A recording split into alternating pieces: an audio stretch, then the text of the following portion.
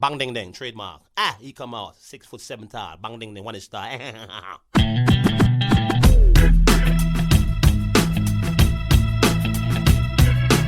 dong ding dong ding dong ding dong ding dong ding dong ding. It is a perfect day. Woke up to the sound of the garbage truck again. Upstairs neighbor's toilet's leaking on my head. Cars broke down, I missed the bus, there runs a 10. I had a feeling this was a day to stay in bed. I finally left my pad right on the jumbo's cloud roof. A police officer pulled out his gun and said, I said, sir, you got the wrong guy. I guess it's just the perfect day. It's just the perfect day. Na, na, na, na,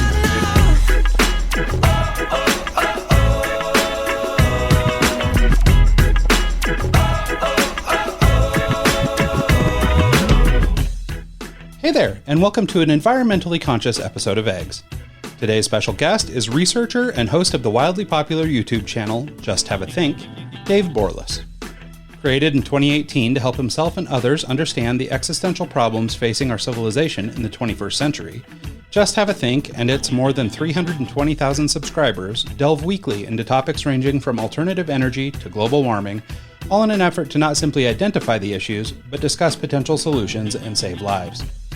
Through an upbeat, well-produced, and easily understood take on very complex problems, Dave has managed to distill some of the greatest threats facing our planet into something that can inform, and dare I say entertain, people who might otherwise ignore the overly complex issues he explores.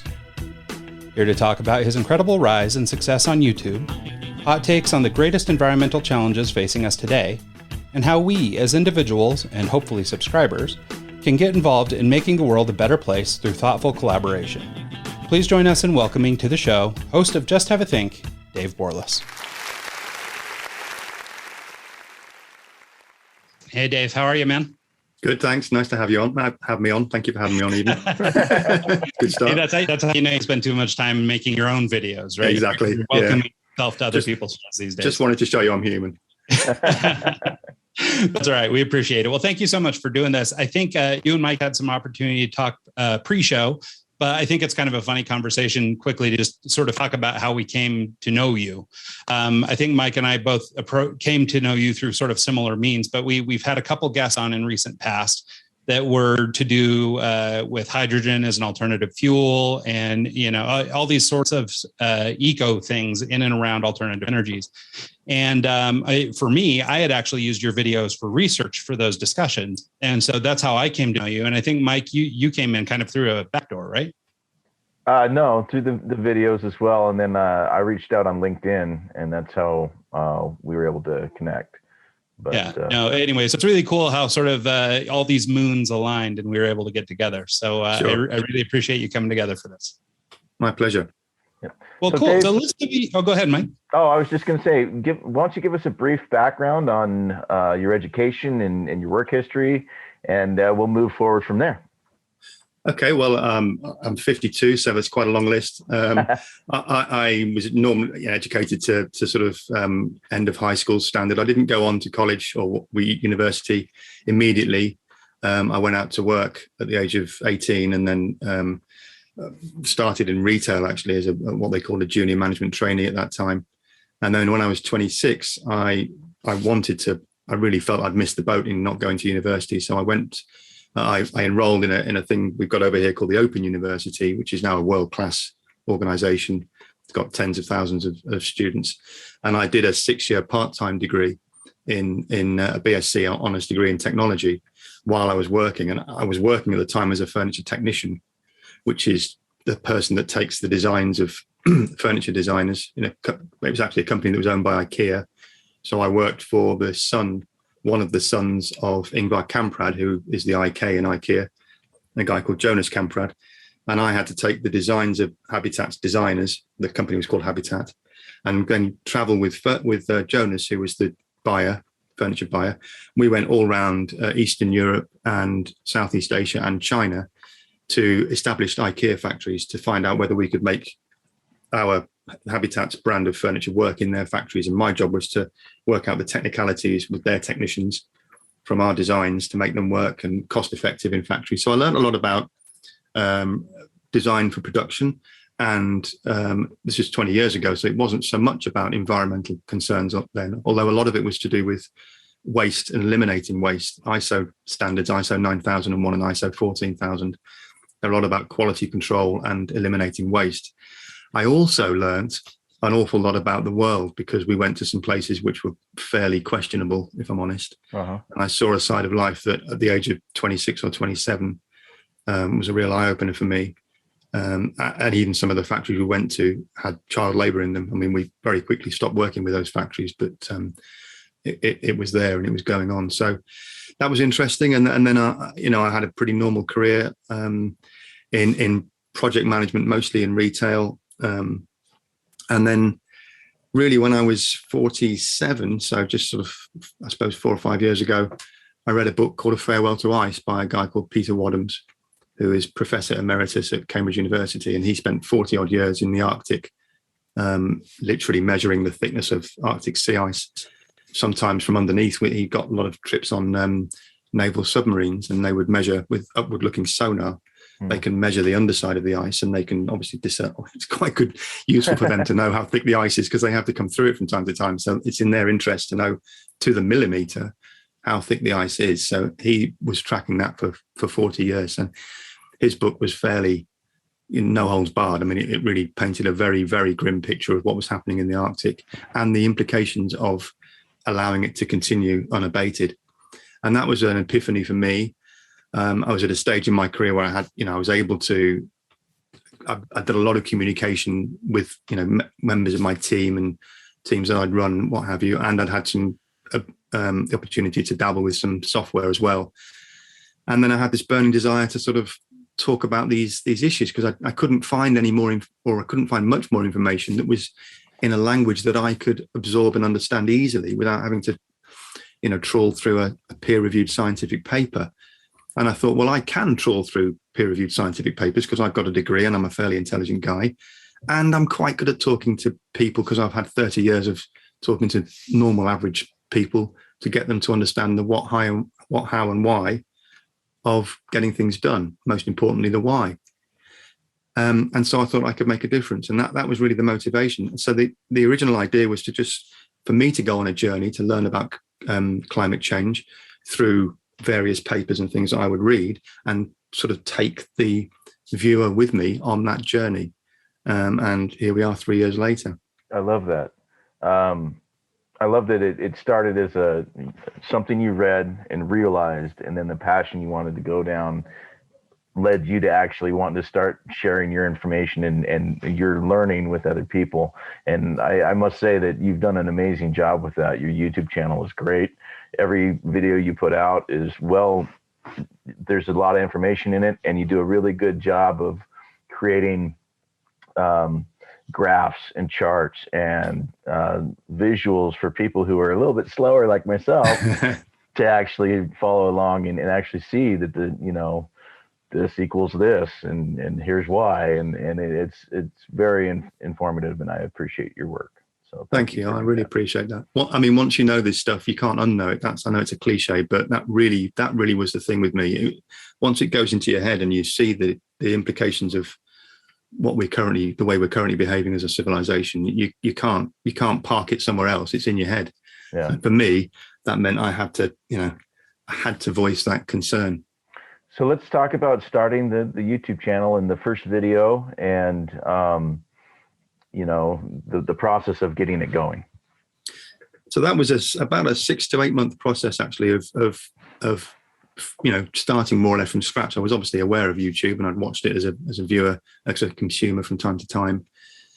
But I suppose the process of getting enough confidence to set up, that's one thing. So it took me a long time to think about whether I was going to do it or not.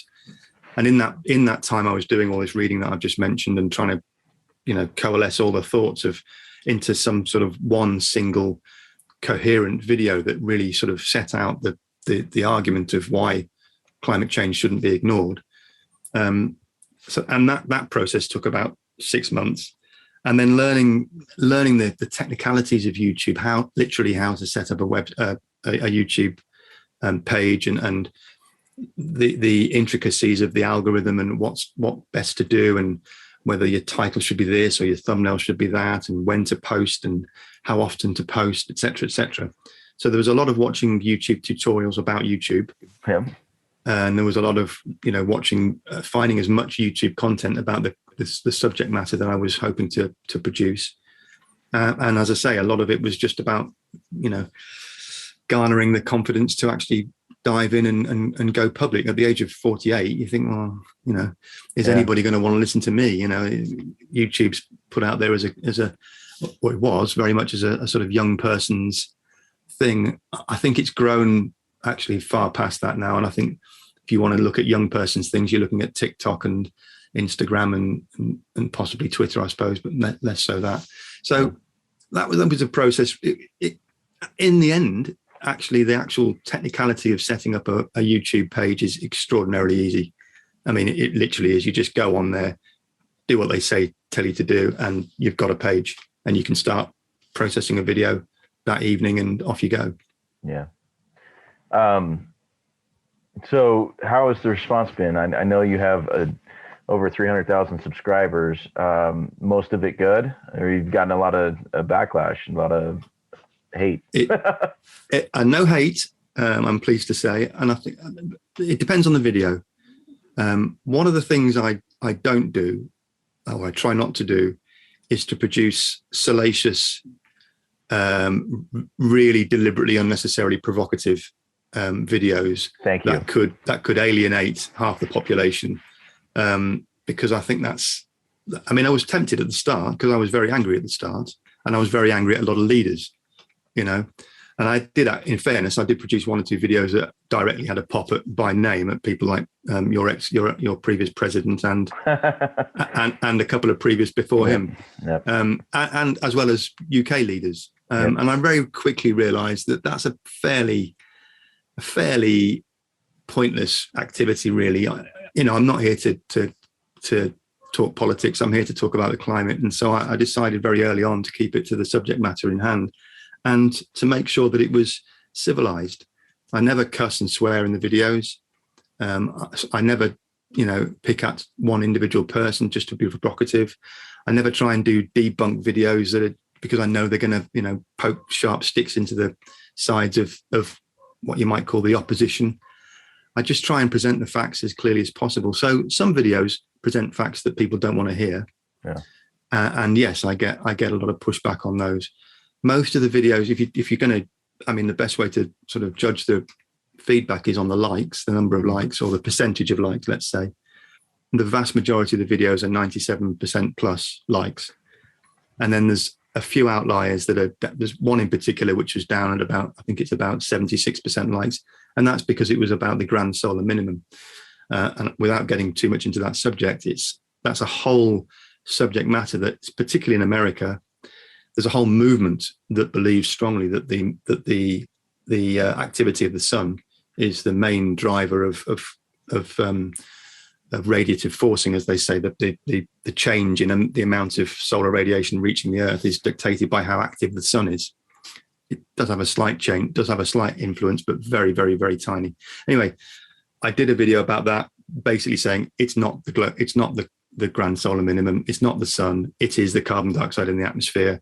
There's no doubt the climate's clear, the science is clear, sort of get over it kind of thing. Yeah. And that got not only did it get nearly 1 million views, it also got a hugely mixed reaction. People saying, you don't know what you're talking about, and that sort of thing. But, one of the advantages of being 48 is I couldn't care less what people think of me. I've long since stopped caring about, I lost my hair when I was 30. So you stop caring about that point, to be honest with you. And so I don't care what people think of me. I'm finding science, peer-reviewed science that I believe to be true and correct, that nowadays is demonstrably correct by looking out the window. Yeah. And I'm presenting that science. And if people don't agree with it, that's up to them. They're free to express their views in the comment section. I never censor the comment section unless someone is absolutely horribly abusive or if it's some spam comment coming in. But other than that, if people want to express their views, it's a free country over here and over there, and that's the way it should be. So I'm also free to disagree with them.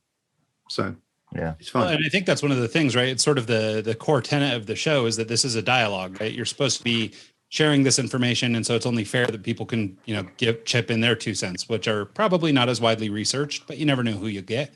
And on occasion, maybe there's a bit of good information that would come in and maybe kickstarting another topic or another idea. And I think ultimately that's probably better. So absolutely, and a lot of the comments threads take on a life of their own. To be honest, without me, I mean, there are lots of people dive in there, and it becomes a discussion thread that has a life of its own, as I say, and that's a good thing. I don't know how many minds are changed along the way, but it's an interesting debate, and I let people get on with that. Really, I don't really get I go in and look at the comments in the first 2 evenings, and then in all honesty, I don't usually go back and look after that because I'm busy doing the next video, so I don't have the time.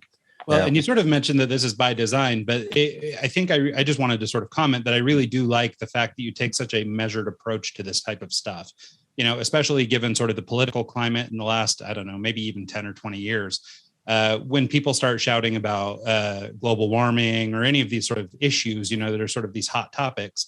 There's this impulse from most people that it's somebody telling you you're wrong and therefore you're upset about it. And so you're going to argue back. And, even if on its face you could agree, okay, well, temperature is getting higher, whatever, even if you could agree, you just don't because you're tired of being sort of yelled at or barked at by somebody. And I think the approach of so many people who are in this space talking about sustainable things and climate, especially, do come at it from a little bit more controversial angle or a little bit more authoritarian view where it's, you either need to believe this or you're one of those guys, you're this kind of, off on your own kind of person. And so I think the way that you approach this thing's, very fact-based, but also even just in your delivery, the sort of measured approach, I think sort of reduces the heat in the kitchen. So it's a little easier to hear the message. Good. Well, I'm glad to hear that. That's certainly how it's meant to be, and it's good to hear that that's how it comes across. I think if you take the normal, what you call the bell curve, the normal distribution curve, then you've got at one extreme, let's say you've got fossil fuel propagandists and maybe pharmaceuticals and perhaps big agriculture, those sort of guys and the lobbyists in Congress and Parliament who are trying to hold us back, and at the other extreme end you've got activists like Extinction Rebellion and perhaps Greta Thunberg and others in your country who are doing good work in trying to pull us forward into what they see as a bright new world of sustainability and renewable energy. And in the middle, there is a vast rump of humanity who are just decent working folks who want to do a good job, earn their monthly salary, pay for the kids' food and clothes and school, and not get into trouble. And they don't really want to be concerned too much with what they see as these highfalutin ideas about how to change the world. They see that as someone else's job, and there's nothing wrong with that. I think most people are like that. They're just busy getting on with their lives, and as you say, Ryan, you come at them with some kind of dictatorial finger pointing and pious attitude about, oh, you're terrible because you drive a 4x4 and you've only got 2 kids and not 4 kids, or whatever, then people are going to reject that message.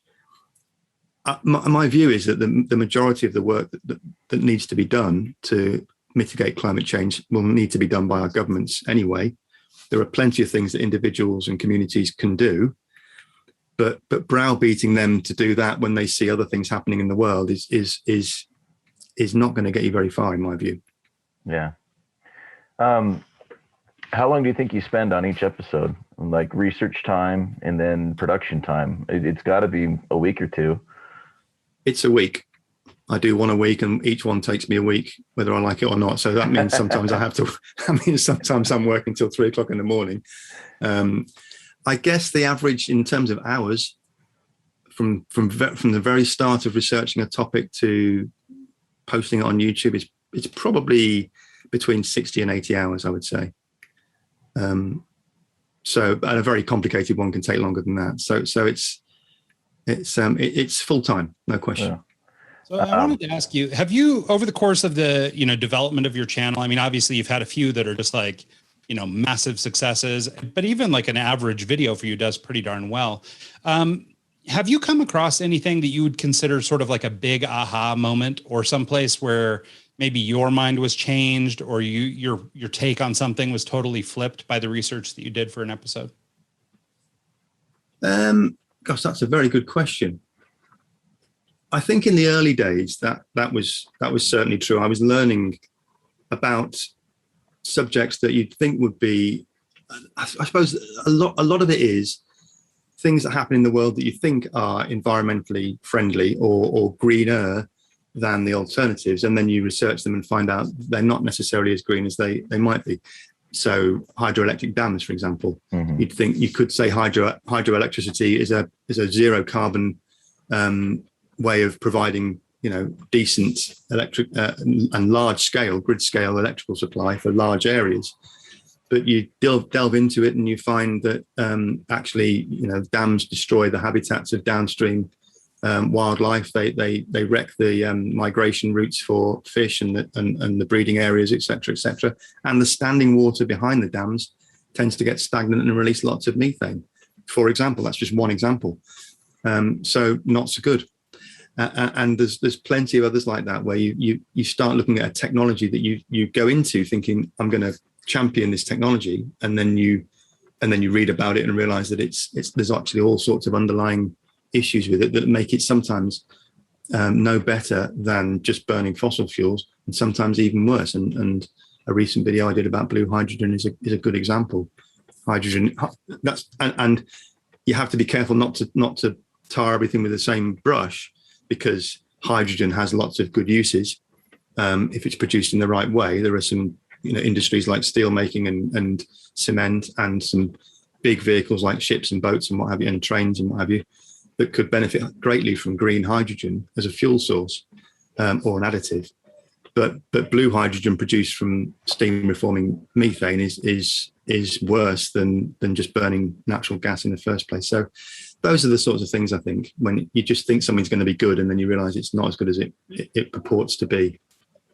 Yeah, no, I suspect that's something that happens, at least with some regularity as science gets better and technologies get more efficient and better. I imagine this has to happen sometimes. I mean, and I guess, we were talking earlier about sort of the dictatorial, finger wagging or whatever, to try and get people to choose the right path. But like, how much of this is still kind of unknown, so maybe we are championing the wrong things, but we just don't know. And then in 3 to 5 years or 10 years down the road, we find out, we killed some shellfish unbeknownst to us, and it turns out it was actually worse for us than the other, like, I guess, how does it feel, or how do we keep it from becoming this, we're all trying to do the right thing, and I guess being allowed to forgive ourselves when we screw it up, because like, if everybody's got the right motivation, then we're cool. But at the same time, there's plenty of things that we might champion because we grabbed onto one, grain of knowledge, and then, maybe we find out we're completely wrong in the future. So like, I guess, how do we tell them apart, I guess, what I'm trying to get at. I mean, the boring, dull answer is that certainly the science is really clear. I mean, the science of climate change, at least, is absolutely unequivocal, as the IPCC said in their recent report. There's really no question in the scientific community about what's happening in the world and what's causing it. CO2 emissions and other greenhouse gases in our atmosphere are warming our atmosphere. They've already warmed it more than 1.2 degrees Celsius compared to pre-industrial levels. And they will continue to warm, whatever we do, actually, for some time. But we're on a trajectory now to hit probably something between 3.7 and 5.4 degrees Celsius by the end of this century. Wow. And again, the science is clear about how catastrophic that kind of temperature rise is for the systems that we rely on as a species, and every other species rely on for our life, really. And so there's no question about that. I suppose the question mark is, what do we do, and what will be the implications of our actions from now on? Will there be any knock-on effects? And one of the biggest areas of contention there is geoengineering, which is purported by some people as being a very effective way to very quickly change the parameters within our atmosphere in a way that's beneficial to mitigating climate change. For example, seeding the atmosphere with particles, reflective particles in the upper atmosphere to reflect the sun rays back, a bit like the aerosols we've got in the atmosphere now from the pollutants that get up there. They are actually quite reflective, and you could fly planes across the world and deliver these sulfur dioxide particles out into the atmosphere, but then they react with the water and cause sulfuric acid to drop as acid rain. So you might help one thing, you might reduce the reflectivity slightly, but you may be causing other issues elsewhere in the world. And again, it's not that that's unknown, it's just that once you start messing with a dynamic system like our Earth systems, our atmosphere and carbon cycle and hydrologic cycle, and you start tinkering with that, it's very difficult to know with absolute certainty what you're going to do. What we can say with absolute certainty that reducing carbon dioxide from our atmosphere and methane and other greenhouse gases, nitrous oxide, will help. That's there's no question about that. It will reduce the rate of increase of temperature, and that can only be a good thing. We can say that certain technologies, wind and solar, will be effective at replacing gas and oil as energy generators. They already are. So those things are clear. So I think the vast majority of the really important stuff that we need to know about what to do is already clear. And there's some outliers that haven't been sort of started and trialed yet at any scale, but are still being championed by certain people. Those outliers are definitely questionable, and the only way you'll really know whether they work is probably to try them at scale. And that's why I think the world is rather reticent to dive down that rabbit hole in case it goes badly wrong. Because if it goes badly wrong with some of these geoengineering projects, once you've done them, they're very difficult to reverse, and then you've got some kind of knock-on effect going on, and you've opened Pandora's box, and that's something we need to really avoid. Yeah. It's kind of hard to, just be a normal person in this scenario and say, hey, what is my, how can I affect this? How can one person make a difference? And, especially when, China or this company over here has just opened a new coal plant or, whatever. What do you have to say to someone that has that kind of mentality? Do you have any suggestion for the one person? What is my difference going to make? Yeah, the first thing I'd say is that looking at someone else's activities is a great way to cop out of doing anything yourself, quite frankly. And this is me sounding a bit pious and finger pointing now. I haven't said I shouldn't do that, but I like it. But it's a good way to say, well, there's no point in doing anything because look at this kid over there, or look at this country over there doing X, Y, and Z. And China's the obvious one to point fingers at. And that, in my opinion, that's defeatist. The idea that there's no point in me doing anything. If everybody had that idea, then nothing would ever get done, ever. We'd still be living in caves. Yeah. So the human spirit and the human evolution is all about people striving out and some individuals starting, maybe, early adopters, and then the rest of us catching up and catching on. And, it's an old cliche, another old cliche. I've got lots of them, so you'll get a lot of them tonight. But, you might say it's a drop in the ocean, but the ocean's made up of drops, and it's a truism. Yeah. So if you didn't have rain, you wouldn't have oceans, but each individual raindrop is a single, item effectively. So that's how I think of individual actions.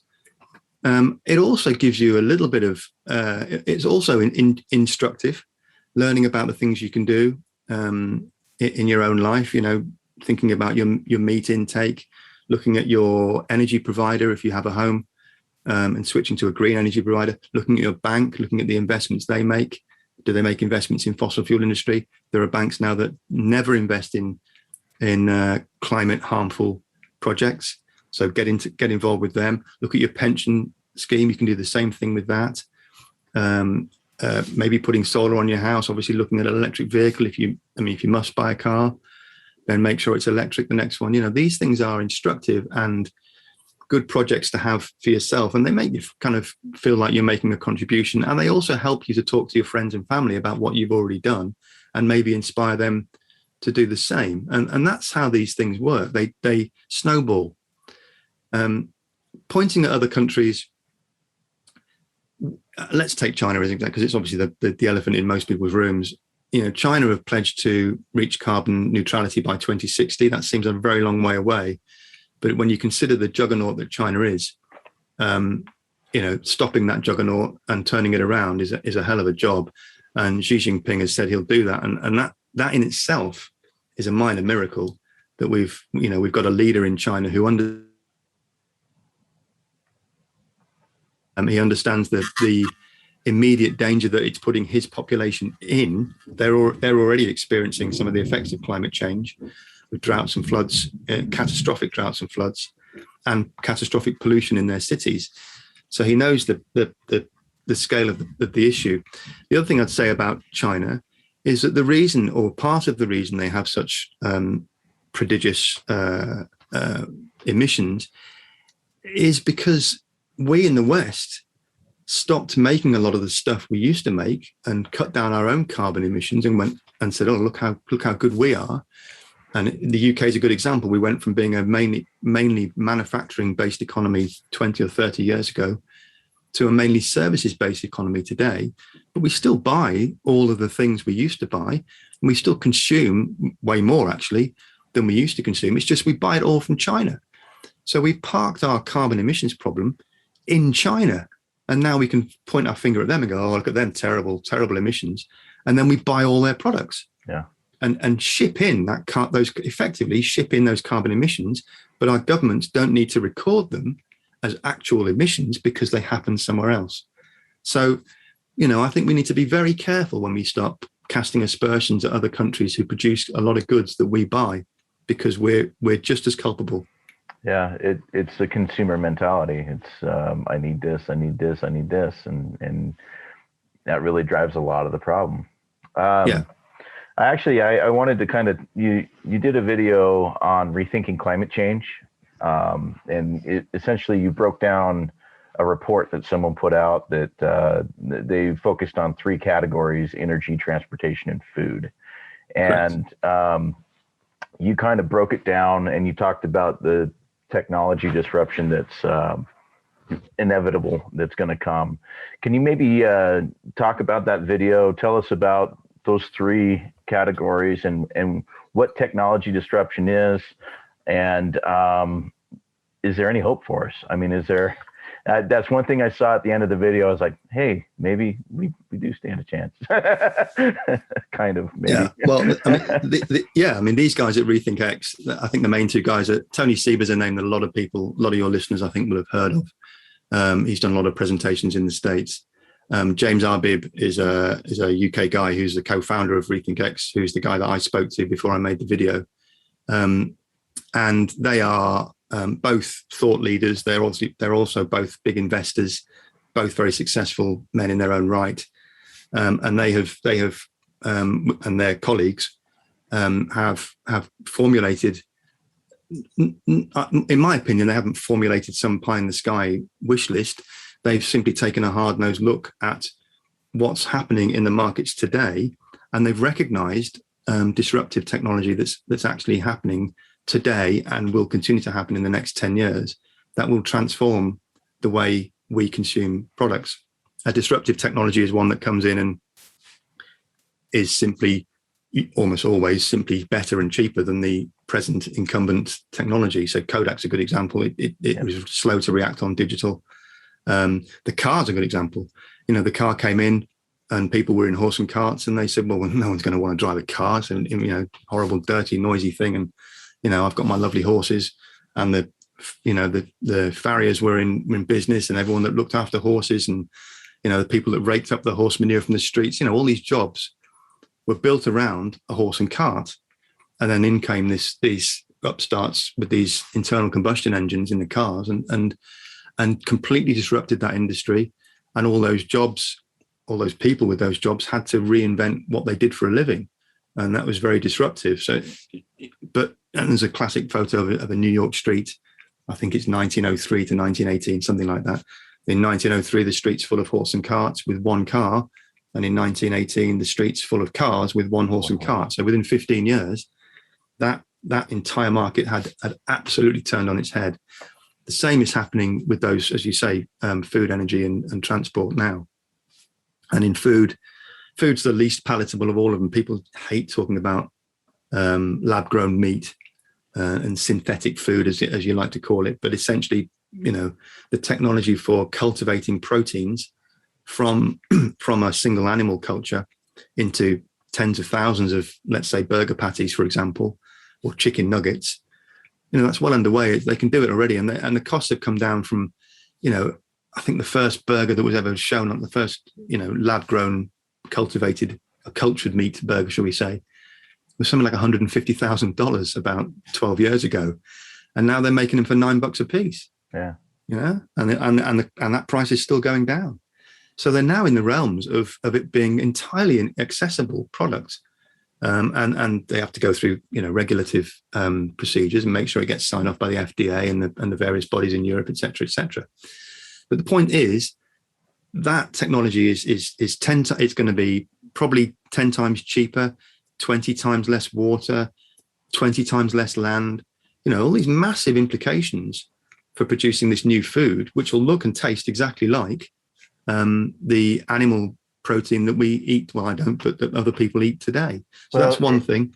And you actually broke down in that same video that the amount of land that they use to raise cattle right now and to have the meat that we eat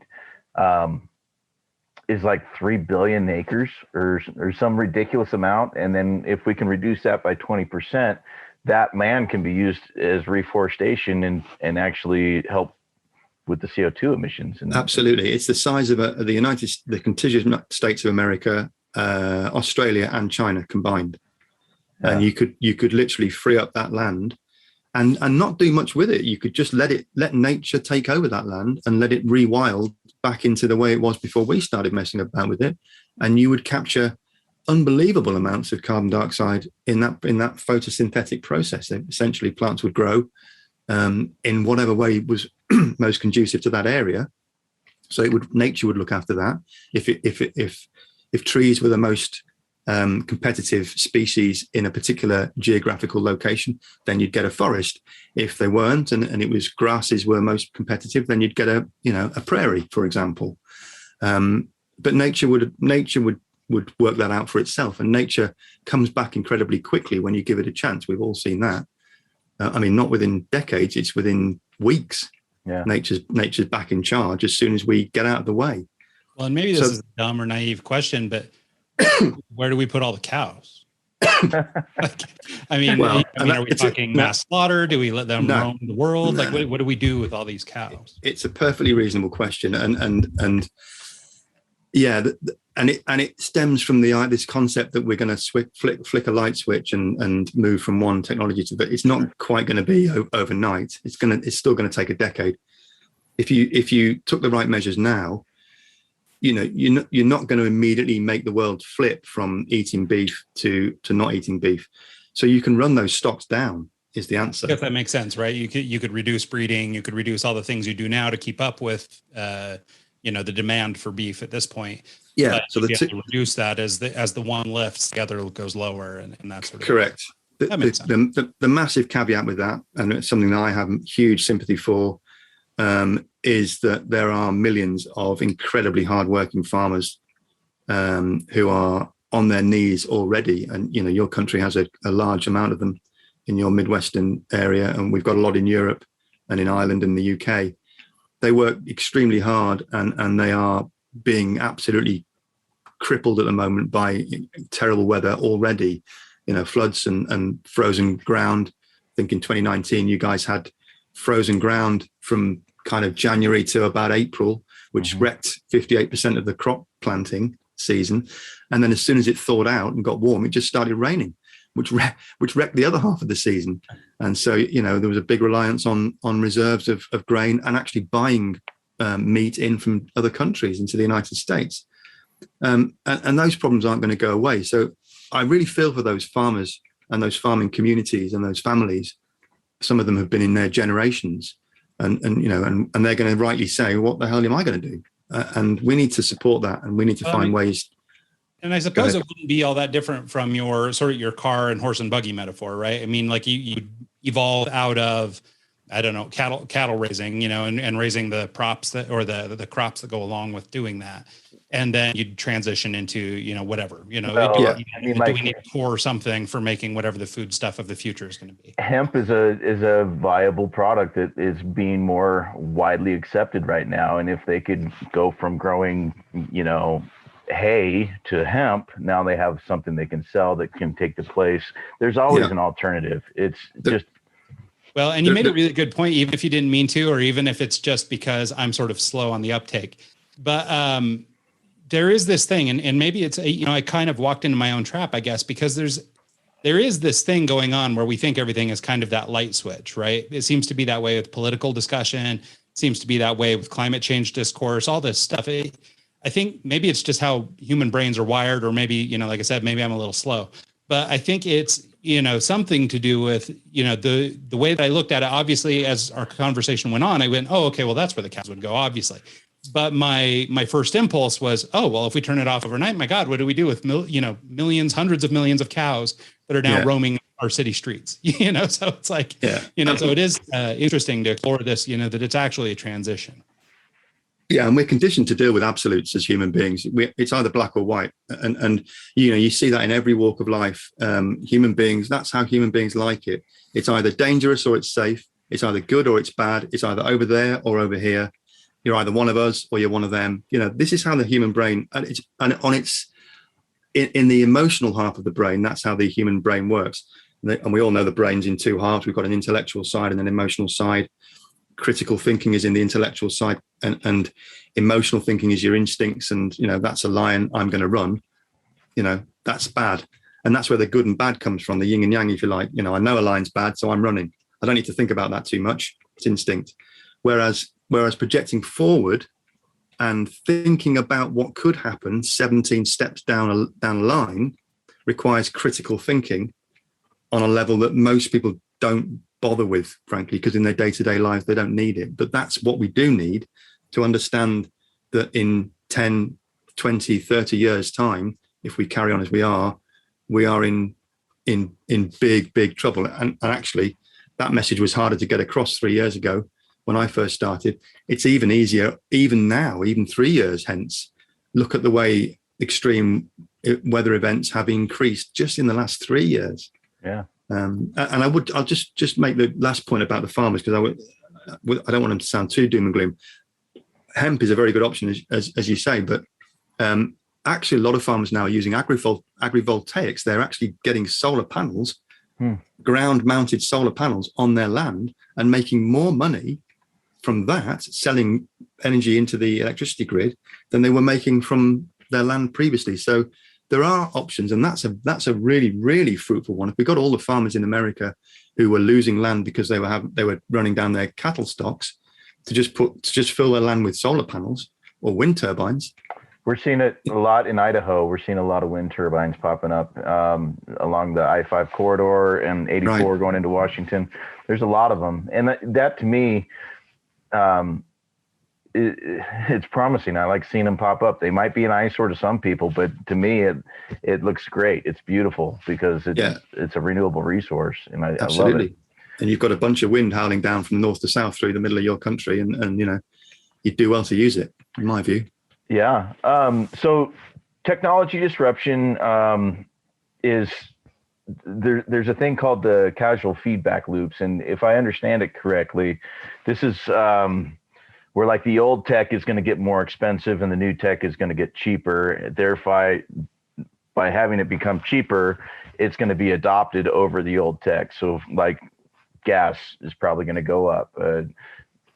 Car manufacturers are probably going to stop manufacturing combustion engines and going straight to electric vehicles just because of the cost versus reward.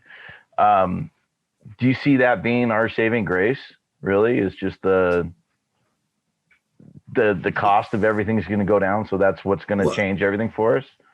if you look at it purely from market economics or market forces, then yes, I mean that's how market forces have always operated. And you're right, those feedback loops, you can either have a virtuous cycle or a vicious cycle. The virtuous cycle for the developing disruptors is that they get a product that's better, so it starts being adopted by more consumers.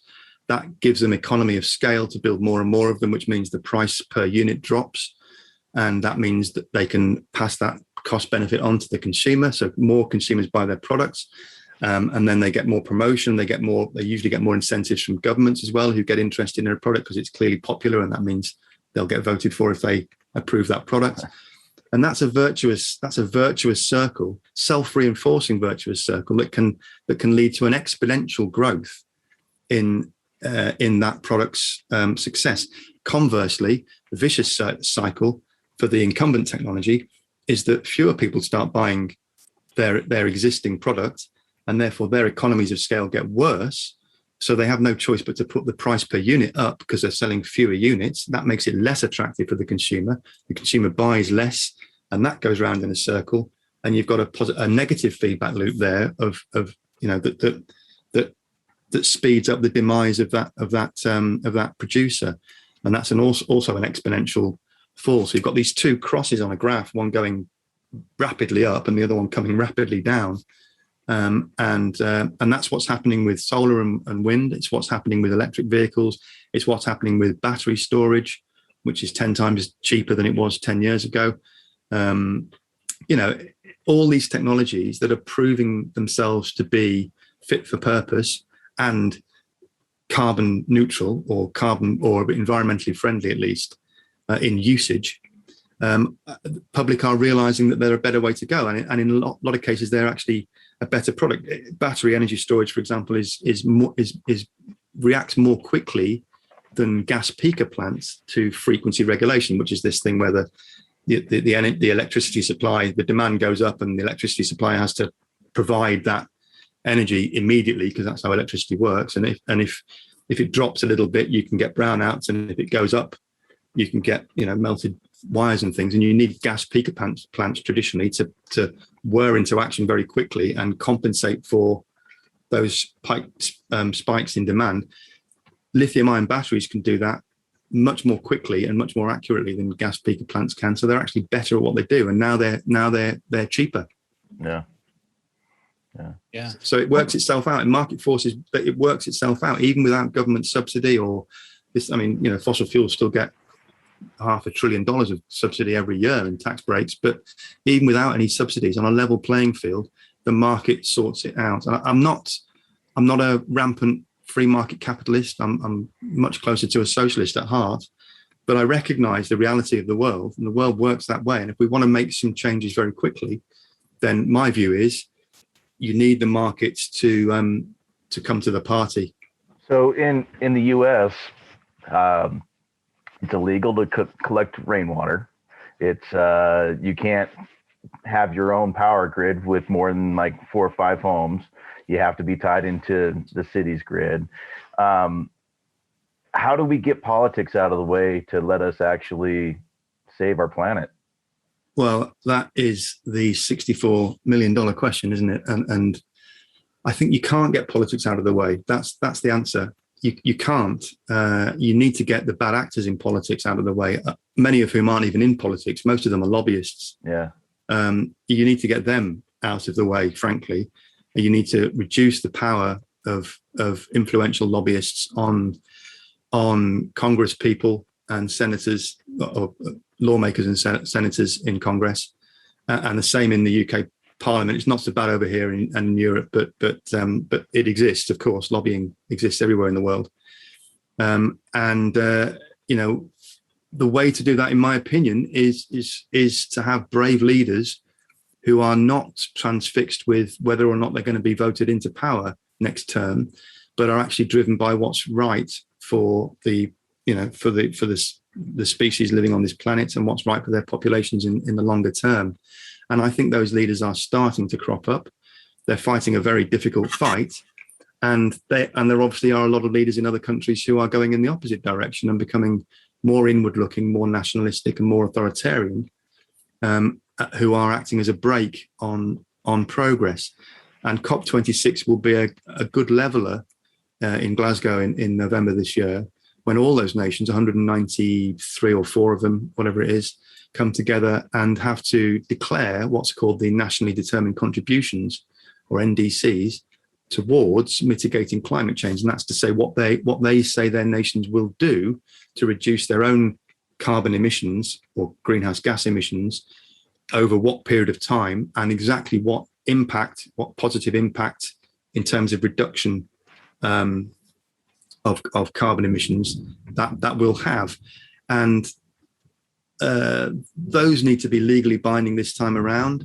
And there'll be nowhere to hide, because anyone that comes with an NDC that's inadequate will be very quickly found out. And I can think of countries, I won't name them, but I can think of countries that probably will fall short. America won't be one of them. I think Mr. Biden's ambition, at least, is very real.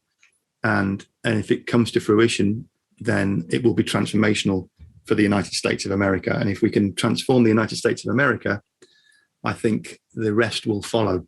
Yeah, I sure hope so. I hate seeing what we've done and the harm we've caused and feeling hopeless. I don't like that thought. I would like to think that it's obvious enough right now that we need to start making changes, and we can't keep doing what we're doing. And well, the quick hopeful message is that at the last count, more than 60% of people surveyed in America believed that climate change was an urgent issue, and they were either concerned or alarmed about it. So you have the majority, and 23 states, even when Mr. Trump pulled your country out of the Paris Agreement, 23 or 24 states said, no, we're not coming out. We're gonna carry on. We're still in. So most of the, I know that's not half the states, but I'm sure there's more now. Most of your population, the majority, understand the issues and are very, very willing to change and to look for the solutions that will help. So I think you're pushing an open door. You just need the political will. And I think Joe Biden, maybe because he's got nothing to lose, because he's 78 and he may not even bother trying for the next election. He knows he's got probably 2 years to the midterms to really make a difference. And he's going for it. So all power to his elbow. Yeah, I agree. So I wanted to just touch on one more thing before we get out of here. And it's just sort of the broad array of topics that you cover. And so Mike just mentioned something about feeling sort of hopeless or like we can't personally or individually, do that much because we're beholden to the politics or whatever. How do you decide, I guess, as it pertains to your channel and just in general, where to focus your energy, right? I mean, each of us only have so much bandwidth. Each of us only have so much time, money, resources, energy, life force to dedicate to certain things. And, a little bit in each bucket is probably a good thing. But how do we decide where to put our focus, or how best to use our time, whether it's, improving our systems or whatever? And then how does that relate to the topics you choose for your channel? Well, you can't do everything, but you can do something.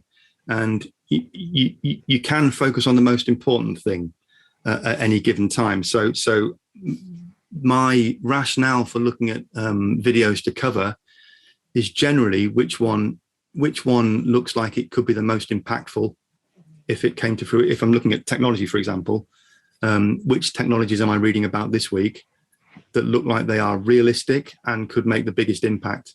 And I tend to focus on those. Rather than there are thousands of technologies being developed around the world, most of them in laboratories at tiny scale to prove a kind of concept, but whether that could be scaled up or not into production volumes is highly debatable in most cases. So I don't always succeed, but I try and focus on technologies that are quite a long way down the development road already and have started proving some figures at a large scale.